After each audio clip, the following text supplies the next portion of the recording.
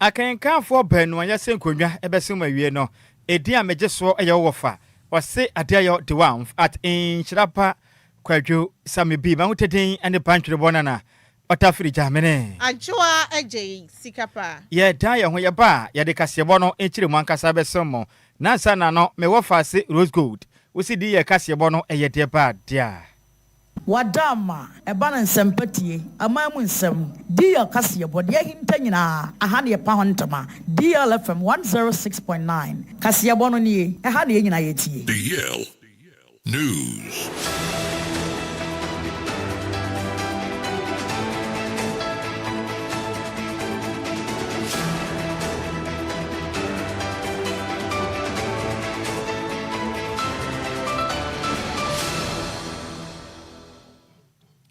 Yamamo akwaba afi to American share yen ewo Facebook and FNC YouTube na yemfa kasebo no champion teladament no emonchire mu ensomum oba na obomodi anse obehye na wa comment na foforo so enya kasebo no mu chefa yensha kasebo na se emfamfiri o my Ghana ya fra mantemo mechire voter region make say adan beboro enum anase fie beboro beye enum na nyina da ene asase bi Jese na be popa adwiri abekata so efe so ahyan be boro nkro ne nyina da eye be poye adwiri akata ne nyina so e wo mra ne be ye 600 meters e de ko eye dakuru be po no ho manten no honom e na asem wi asi e wo ye kelekwe e wo voter region mu a make say endrada e na asem wi kosi yem na enka ne kire mu say asem isi mum ana no kwada mum enumre be ye nunsia be pepe enumre nunsia na asem wi si ya emra nso no to den na kofa ha wi no etumi etebayem na nka ne kirem sei nipa benu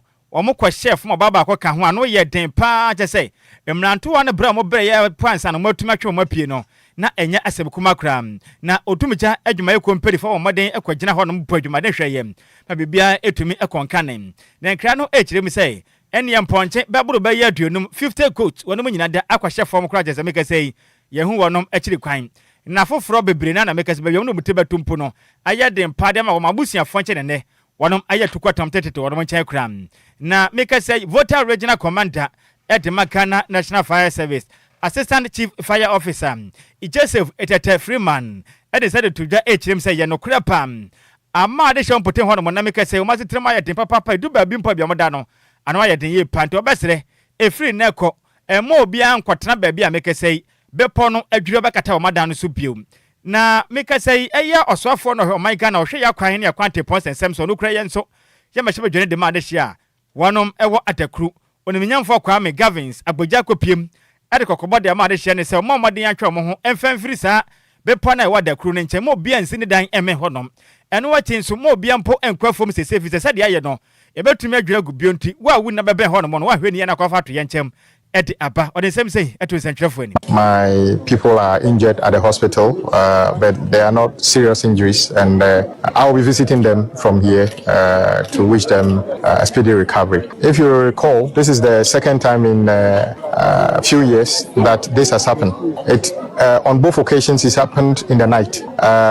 If it were to happen during the day, when my people are on the mountain for farming and other things, it would have been a different story. I am not sure whether we'll be lucky for the third time. So my suggestion to the elders is to find a way of let's have a dialogue as to whether we want to continue cultivating our crops around the mountain. Adaklu is blessed with so much landmass that you don't necessarily need to crop around the mountain. Rather, let's see whether we can restore the ecology around the mountain and use it for other profitable things like tourism and others. We've had people talking to us about all the potentials, but we keep cropping, cutting down the trees, burning the bush around it. Of course, the trees and the bushes were holding the mud and the soil. Once you remove them, the soil is loose. So I don't have the power to decree that nobody should crop up around the mountain. It is something that together with the elders we can discuss. So that is the way forward. I also want to thank the young people in the community who, without their swift intervention, DLFM. those two lives would have been in a real peril. And we want to thank them for their swift action. In fact, before fire service and NADMO, everybody turned up, the young people in the community gone in and rescued them because they were trapped in the mud. So I want to thank the young people for that swift action.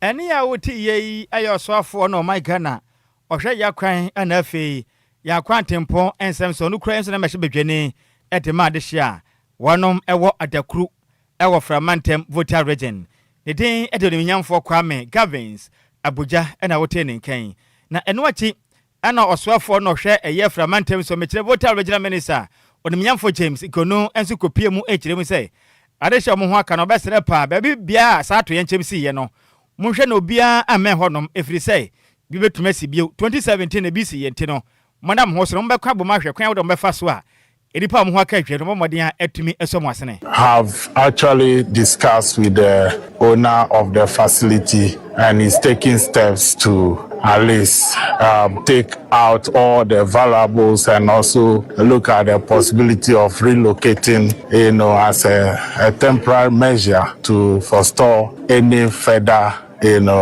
disaster. The whole place now has become a security zone. It's a disaster scene, and anybody visiting this site need to be very careful because we cannot guarantee the safety of our people. So we need to send a message around. And as indicated by the Honorable Minister, yes, all those who go to the mountain for farming from now need to be very careful because we are entering into the rainy season. There was a severe rain yesterday, and June, July is coming, and we are expecting more rains. And so we all have to be very careful. The children, when they are coming here, anybody visiting this area, I will instruct the NADMO to come and do some, coding of the environment, so that's what we're going to do.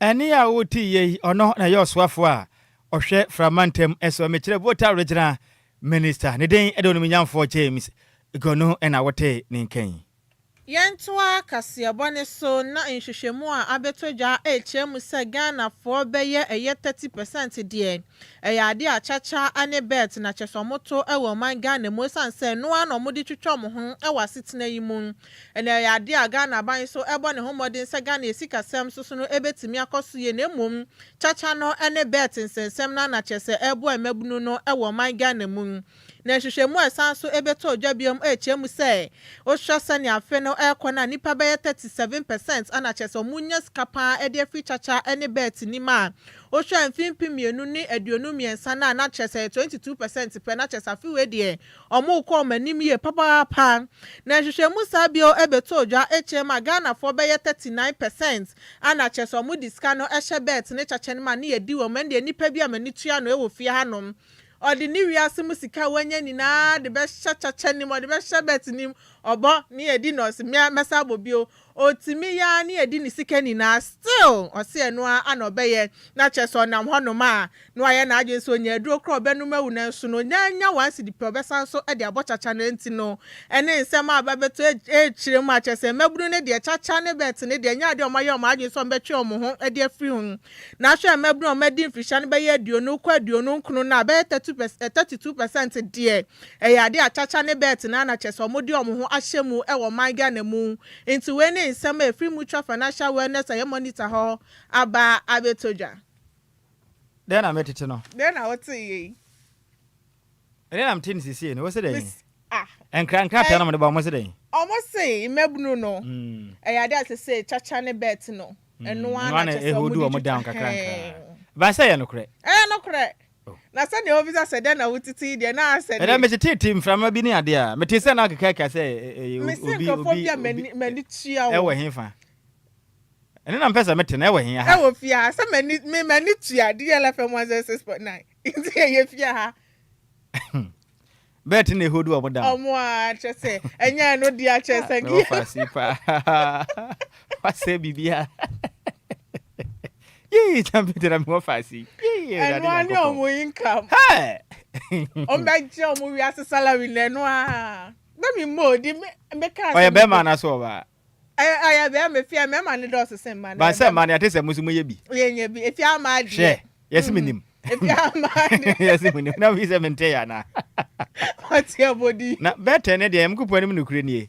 Adwoa man for Ghana. Wow. Share. Adwoa more fast for me pa. Adwoa papa. A hoodie be no down. Because so we have smack it and there. Oh, at the sound of my walk ram. One of my walk ramping. And my walk ram, we had a tiqua to move.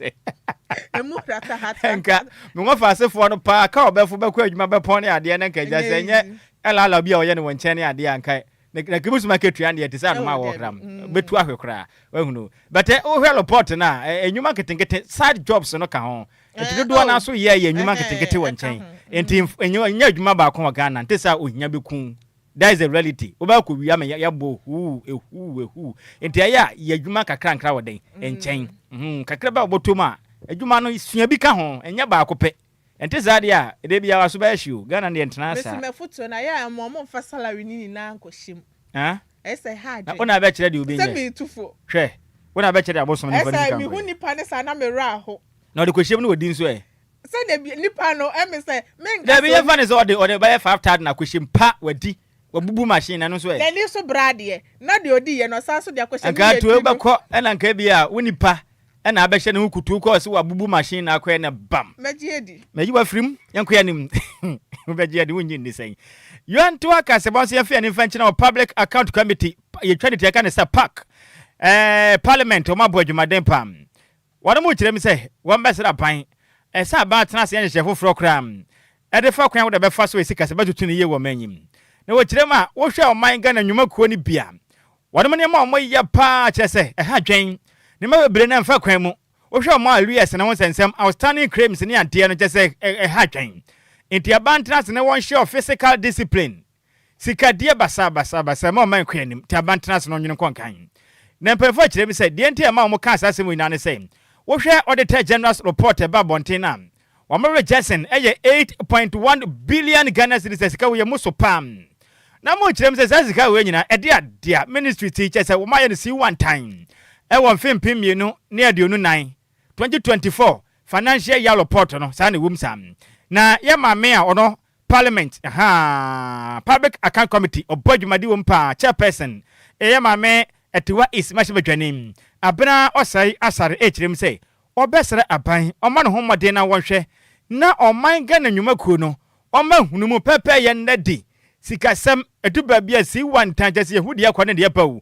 na ma bire na yabasa na nti aban oma no homode ama ne mamu na hodom ne mo sebe ya sika bia nwunu guo kwa no eto betumi atwa wone mu kirem se obesere aban ofa ye foforo ngura ponso no womwa na oman Ghana nwumakuo ahodo nyina no de ase ne bi si bio ne mo ne sikasem enya na so ba ne fisa Ghana weska na nso nyumaku ahodo wa mayimu perform dead na yesikasem si wantanse anasententan. We proceeded to review the accounts and operations of the public boards and corporations within the ministries, departments and agencies, as well as a number of critical performance audit reports. These performance audit reports covered important national concerns, including fertilizer distribution, medical equipment, petroleum revenue management, and several other key areas affecting public service delivery and value for money. We also examined the financial accounts of the district assemblies, the utilization of the district assembly common fund and other statutory funds. We also looked at the pre-university educational institutions as well as the public universities and colleges. We got the opportunities to meet DLFM. and visit several regions, and we got the opportunity to also meet a lot of senior high school headmasters, principals and headmistresses. And finally, we also examined the special audit reports on government outstanding claims and commitments, a matter that raises serious concerns about fiscal discipline, expenditure controls and accountability within the public financial management. In this regard, the committee wishes to strongly emphasize that government must institutionalize the annual publication of all arrears, outstanding claims and commitments. Transparency in this area is critical. Regular disclosure will improve fiscal credibility, strengthen expenditure control, and reduce the need for recurring special audits of this nature. DLFM 106.9. And what she and a tiwa is a match of a journey. Yamame, Abra, or say, a Saretwane Casemo, and a witchery man. Or best, or my Ghana. In Penifua, what do I buy a from a Juma? Ah, most me, or Seremo da. Jumedia be a mudiano, and Quinta Buono, a chassis, a different Jumum, a Mra Muyisika, a Quacota, dear, a Mra Moses Seniama, a then your mapa, a guaponoso, a share Jumedia Biasiano, and what I'm Quinta Buono, a chassis free, and Tisabia Wuchano, and train Modeta General for a yellow port. Emerson Crata Semu and San Kutaboy, a job PMO, our public account committee, and the Wunkunta, Ochema Debbie. To do an aqua procurement, a quarter near my Sabi or Monona home, Nessica, what time the open watcher, Bako Shimuna, Koyasi one time, or say, Monam Hosana Sanima Basaba Samunian, if you say, more Ghanaian so we do baby no, about Jimpa. Fairness does not mean softness on wrongdoing. The committee remains deeply concerned about recurring infractions within the public service, including unsupported expenditures, procurement breaches, weak internal controls, delayed retirement of interest, payroll irregularities, and in some instances, the deliberate padding of invoices and inflation of claims. These issues are not merely accounting errors. They undermine public trust and weaken confidence in state institutions. We therefore wish to remind all public servants and civil servants that accountability begins long before one appears before the Public Accounts Committee. It begins at the point of decision making, documentation, procurement, certification, and payment approval. Every public officer must appreciate that public funds are sacred funds. The future of public financial management in Ghana will depend not only on laws and systems, but also on personal integrity, ethical leadership, and professionalism within the civil service and public institutions. The Ministry of Finance is encouraged to find cost-effective means for training all public spending officers as well as middle-level officials in the requirements of the revamped Public Financial Management Act. Any wuti yo no ena waye etiwa is much bedwani ono krayan son on my Ghana. Yen Public Account Committee no waye chairperson ne den do ni nyamfo abra osei asare ena wote nini. Yantua Kasiabone so na Executive Secretary Edema National Identification Authority Wisdom Kweku Deku Akasa HM say Yade Ghana card no eboa nipa bebromo etukwan edefa ekowa sub regions nim sanso ana oko airport ahodro no ewo wiase afane na baye 44,000 na Yade omoje Ghana card na no so eboa kwentufo ni ye papa na okasa ewa abra National Identification Authority for Yomo 20th anniversary and ochemu say ade a wo hwa ye 200 million biometric verification na chesomatimi processing sanso ana mfimpimienu ene aduonunum nimu so mo ye Ghana card be ye 640,000 ede ma Ghana fo ni bi so no mo chemu krampo na ade a ye nationwide registration no ekoso into omomodin asa wo a wo ba entimi enya Ghana card ni bi no so no omoba wo important ma obetimi akoye bi ede ama wom no mo ye ade ama omadi influentia no ensia ekosi dunan no ma ye be ye 9 imofra be ye 90,000 no mo wo eye voter eni otimantem de omatimi aye bi ade ama wom negu so ekoso into so modern sam ebetu dwa echemu say eye important mu say omo ba ho anasa mantem we eye ade omo ba ho enna anasa wo china se wabofra no ade influentia no ensia ekosi dunan abomodin a se wo betimi akohonom se ne be ye omo soso no ebetimi agana card ni bi ade ama no. Today the NIA has registered over 19.4 million Ghanaians aged 15 years and above and issued more than 18.7 million cards. Additionally, over 229,000 foreigners have been enrolled. By insisting on free issuance at the inception of the National Identification System project, we dismantled economic barriers and eliminated identity silos across the country. The Ghana card we hold today is recognized for travel within ECOWAS sub-region and is accepted at over 44,000 airports worldwide.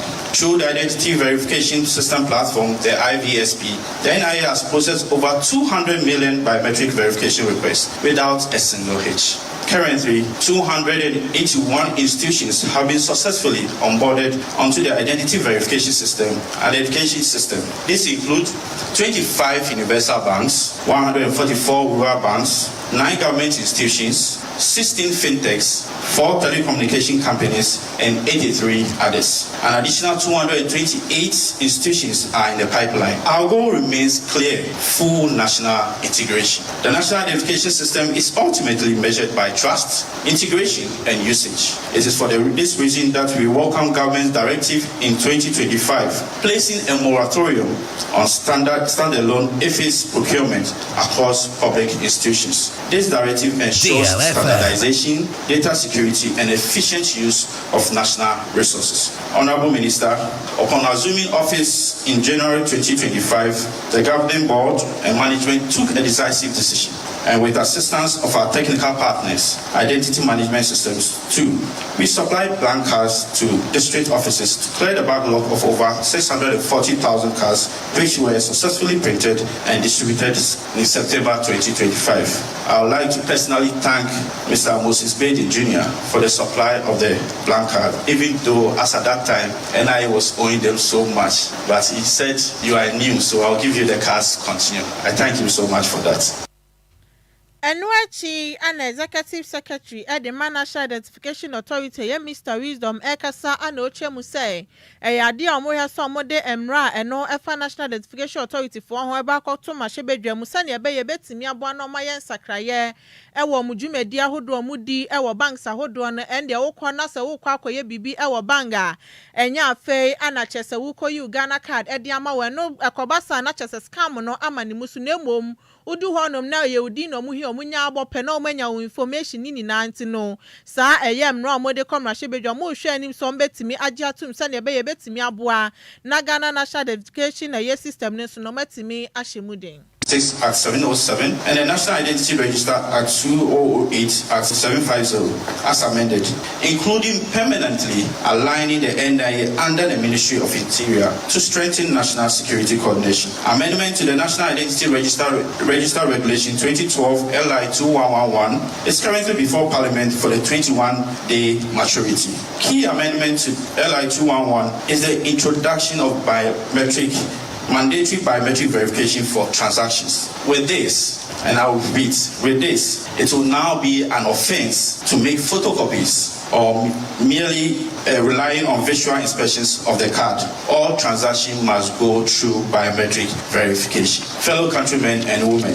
to maintain the integrity and up-to-date personal data of citizens in the National Identity Register, we intend to enforce Clause 39 of Act 750, which mandates citizens to update their records within 30 days of any change in their personal circumstances. Kindly note, non-compliance of this, as stated in Act 750, constitutes an offense which can lead to a fine or jail term for not more than 30 days. So all those here, if you think your circumstances have changed, which include if you are single and you are now married, you are married and now divorced, you move from one location to the other, you are at a tertiary institution and now you are working, your phone numbers have changed. If within 30 days of that personal changes, you've not informed NIA, you commit an offense and we intend to enforce it. I'm sure if we are to enforce it today, all of us will go to jail.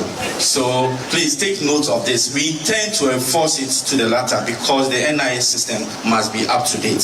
As part of government 24-hour economy policy, the NIA is partnering with private sector institutions to operationalize the 24/7 Prestige Ghana card registration centers nationwide. About 10 centers are ready and will be operationalized very soon. 106. Enia uti Executive Secretary at the National Identification Authority, Mr. Wisdom Kweku Deku. Yan tua kasebon so na yemfa yani fanchire o my Ghana. Yan ahyenkafo ho sensem kakra nkopie mu awo piemantemu su hum. Na make say adwumayefo a wonom ede hyen ye adwuma efa nipa eje wono musika. Mechira commercial drivers a wonom ye adwuma efiri kofoludua kopiem su hum. Ene mem yahodo won potem ho no mo no enkra beto dwe kirem se akwageta ahyenkafo no binom de wono mankasa pe etototo ahyentadiem egye de mankasa epe wo mra eye GPRT mpanifo emfanhye bia ma monten sei obi enye aye ahyentadiem tumu bia wo manyim na meka sei ahyankafo a ene na passengers fa wonom efa chesene esuhuma ko fodu ne mpotem no bi maso aye hye papa nya se bukuma kra chese du ba bi no e kan krante pa ko bane antwe ene exchange of bros power kanim tentan we ya ma power so metwa so metu anim sa na koso sam na ka kire ma sei wo free eyesuhuma kopiem ekofodua no nanka ebo no eye 12 Ghana cedis sei no wono 3 cedis aka ho to moji 15 Ghana cedis se wanya mba power so sei a omo kire ma sei eye exchange of bros e wo shem totro num e hwa ye pinka chese what di pinka kram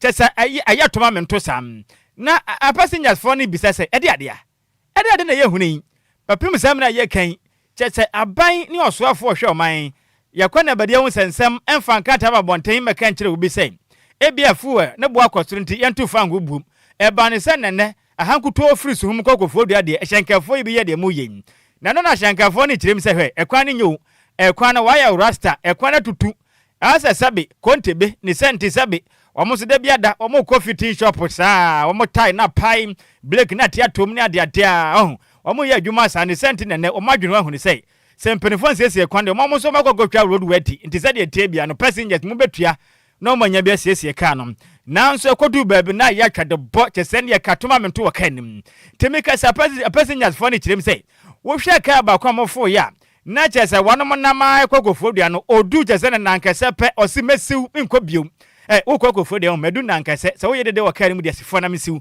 sifom kram passengers is akoboa minsi se ne ha ba yede pam ene twintwan sa na omu nim se continue kofi obo our Eastern Regional Correspondent tekari mu bi na continue kofi obo ade ni sei ede frika ne mu de bae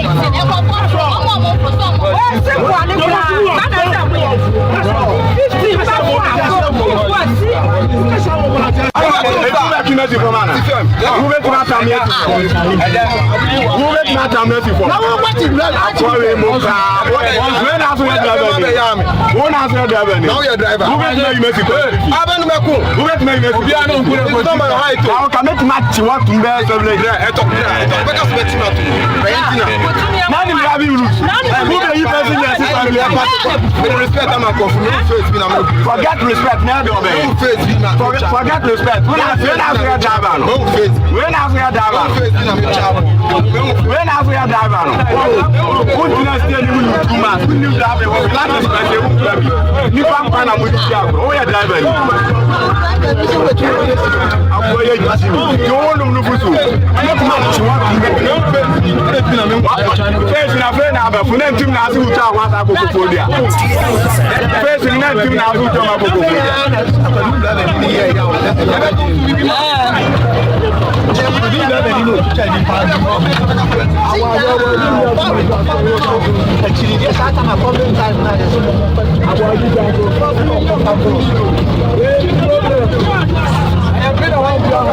DLFM 106.9.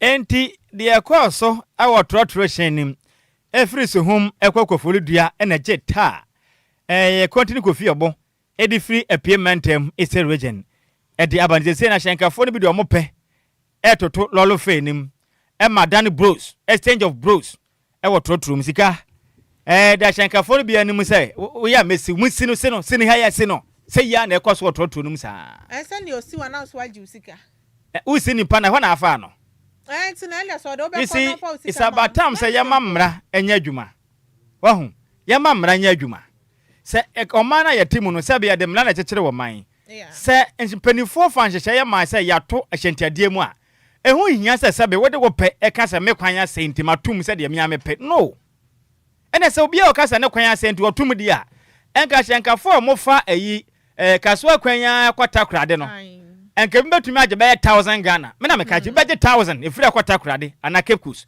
because said your contract na makwa na ye no masa nka manfo be 1000 nka free ayi Accra ekokumase ke betumi age 2500 akọ what you say nti de moya ne de yankopon mu nukura ni ewom se kwan na enye ha moye no kra ese mpanifo ye kwan ni yi nanso moma ye nyina ye mfa mranya adwuma mo bi mfa ne pe enkwaje ade amra ma ho kwan wei obi tu wani so a otu anu so kwa fine but it's high time I was say mate ni drivers respect passengers na passengers so elisa iko obuo no e ma wo no sometimes so tena ka mu on car mate on car driver na omo na okasa tesese ne ase car na wo fu no mo de chew enye isabatama wo ma yemfa buo na ni die ma ye ho ye ho esade ne trotro no ama se obuo nim I mean mate ni hu passenger ni sa ne tamfo and as na passenger susu hu trot on hu mate ni so ne tamfo no no ti sometimes mate ni kura kasa tira passenger so ne wasem wo hwe de oye nanim ma me panimu kura no ne kasa ni how wo de anumre anumre ye be ko ho me wo fa sefo ni bro ma mo nto car mo bre basa mo bre papa unti munya ska to car what you say maka kire kofi on peka no wondem because o bre free no ana na me fan pa nya me a ko no mo yire no kwa no na ja me fan ko e bra bre e nya bi ni meke ka je jere bi na ya fa Kasiyebo ni sire so na Facebook roso aba na me wo fa say Honorable Franka Mankwade Abana was the best Aka news. The incoming Equiapem South MPP constituency organizer watching live from Kitasemate. Na Richard Ahwede Abana was my how. Nhyiraba Kwadwo Sammy bi na Adwoa Agyei Sikapa Kasiyebo mote na share live edi free gwetse session DLFM manes. Kasiyebo mo de payo na popam. Edi ade aka sen na de aka ho edi abam. Na Kwabi Asamoah Abana was Adwoa they will come for you. We don't have loyal. Also this can be three lawyers in a car. Enti saa o ma mutwa bet na bo budin keke fi asem no woni na ho wo bi mate na menim sa penise ka mafu ka madam pan se menim ba bia wo na si mate na wo senchi akase nkoma Adwoa Agyei Sikapa ene na wo fa na in fact ye bo adwumaden esom o my Ghana po share life e di free 5th Avenue cantonment ho na ohwe ye fi no se Kasiyebo no ye great news we eye Kwabi Asamoah no Kwabi Asamoah ya chi Bismarck mame na okote ahwene Adwoa Agyei di Abana was say my house Sammy B or here life the free Christian village at Mota and Kasiyebo come na yangufu nyina na wakwatwira nkra me hwese metumi aka Adwoa Agyei di Abana was say DL la nye mili wa soso fui soso fufui mo fazi upa me hontuma we yakasai do cha no wo de kwa kan o say DL la nye mli wa solo fu ni solo fufui aha solo fu ni solo fufui anyasa adi yesa no de aba na de adia bole adia na o say Sandra Beka de aba no so my Uncle Sammy B and Adwoa Agyei Sikapa o share life every time a free zone na o say keep the fire burning na dia Kasiyebo no o say ye taxi ankasa na Lumba to pad papa no the 100% yaba just get a grip mate na Kofi Parliament yaba no say hey some of the Ghanaian drivers boy madani akromfo pro ne kankan na musumu ye bi wo munya kra dia news e mo de sa na ma share live the free Kofi agrabo bi kuma pass get there na wasrasri ade ba dia Minga kakra meken. Radi mewo. Kakra meken na. Ajimo fasene sem. Adia. Na dabio, kasa na sa na otwere ye. De wotwe na meka intimentem ase. Na Adwoa ba o machirim. Wei, eyade a wotwe ba na meka minim de ntia mo fa si. Okondo Libere wo. Mili o say. Esa na otwere. Esa na otwere. Oyeden. Layemi. But by spellings now why no MLI? You can't say me. Any MLI. You can't say. Then Mili. ɛyɛ mili okay nti mo sɛ ɛyɛ million o sɛ wa kyerɛ kɔhwɛ yɛgye wa ne bɛku nipa ɔsi di yɛ la yɛ million wa soro fu ni solo fufui saa na ɔde aba ɛnyɛ no ano no ɛde adeɛ wonti obi krom kasa yɛ ka sɛ di watem enso we nkra papa bi ne waka ne saa no Sikapa ntenkran endi yɛ ka ne saa no nimsɛ bi edi atem jo wale siri o say solo fufui dia awie yɛm fa bɛnkwan be solo ku abɛkwan nya sɛm wakra Kofi bo amna me nya bɛde ne nsɔre nkɔre yɛ tam na so na dwo pa me sum kura sɛ bɛ ya no we ya woda soro nko kɛse de akɔ de ma wise man na yawo dodo afra wo sɛ Ken Sabato na not lantern emfit ɛhɔ ɛna wo na we efri wo sister Cindy ɛna fi Lady Berry wadom de fli not lantern na mo sɛ ne omo do papa yankopɔn ade afa ba ko ade aka onfia wonti happy God's birthday enko enfama the wise man na yawo alias Ken Sabato champion man wo were not lantern emfit ɛhɔ ɛna wo enti we de woni ayifo na twifam saa me wafa asifo yi never work alone sɛ hɔ na mo na de a ya me hira opinu a woda no onya ne tenten fa mam yakopon nya okese enkwatenten mu ode ene wabusua nyina esra etiama woda wei efri wo sisters Cindy and afin so Lady Berry a wo mu nyina da e wo not London na mo say yemfa woda yi yemfa emam Kofi yemfa de di hɔ no mo no enko emfa ma eye Dufie Vanessa wo eye aboabo eye kese aboabo kese eno watwema kwa homa mensinim e wa sante mantemu nane eye wo birthday nyame hira wo pii no awoda no onya ne sonko kura me wafa se awodin e de Dufie Vanessa nyame hira wo pii awoda no onya ne sonko kwa tenten de onyini che na wia yi yesre e de amount wo aboabo kese eno no watwema kwa homa mensinim e wa sante mantemu wei efriwa wo sister eye Hasanat ana wo se yemfa awoda sonko wei no yemfa emma Hasanat na se yemfa awoda yi emma na de ho bio nso ekọ ediama eye hana antwi wo bekwai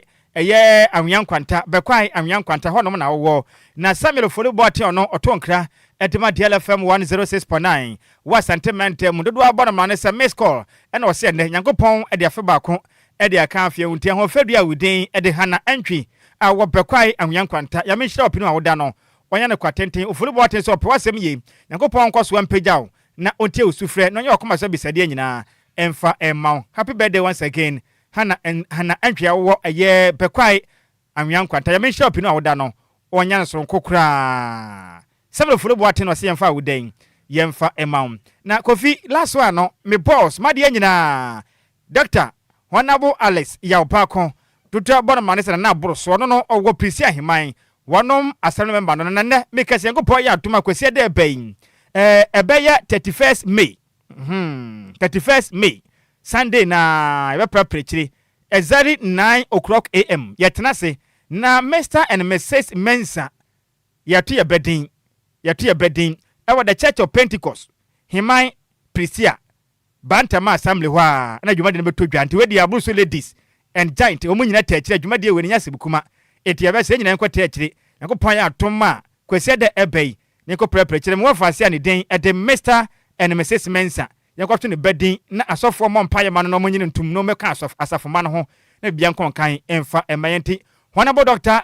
Alex Yaupako nana abroso Prisi ahiman assembly member and afi Samuel Foliboti on the media team nano and afi abroso ladies at the giant yenyina nkwata echi na Prisi yakopɔ adoma Sunday awodane yankwa ne so nkokora kasebɔ ne de asi emusemufo ne ya Miss Mebelantwi ne semu ma yen sanso na champion Taylor bemo boada ansroja na nsiase matese so okoto bicycle ode nam kurum digi ene ye bo ye ba ne ade am nyame nhira ne pi na no ache no zigbi echinchim kasa free from ade ma yen na DJ Omalion etwetwe ufie hanom otwetwe yen ufia market se boye ho ban ma boa bi anche yanwe akenkafo sosolo free efom yino edi ameje so ye wofa o se ade ya de wa Nhyiraba Kwadwo Sammy bi mene body ba yanko Adwoa ayate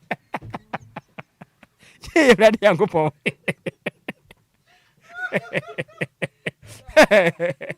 So no free Cassiabo. Yes, also Adwoa Siki. And I did you media Cadia, you media better Amaso. Your mamma monitia at the share. Midimafo, Pokwase Maira Accra, Midimafo, Pokwase Maira Accra, Midimafo Hebakle and Kabakra. And you won't hear passengers a Gumikaimu, a Hana Dudwana Aircraw. Hey, and this Accra and put away at the moon. And yet the Muampa, the Sadia, a Duchem, Atlantic International University, America Memu, about Dr. Dujan Babasu, honorary degree as a professor in biology in herbal medicine. It is said here, I am more. Oh, Mr. Minim wife, your copa war, 1 year, 1 city. You send the 2 months and 8 years.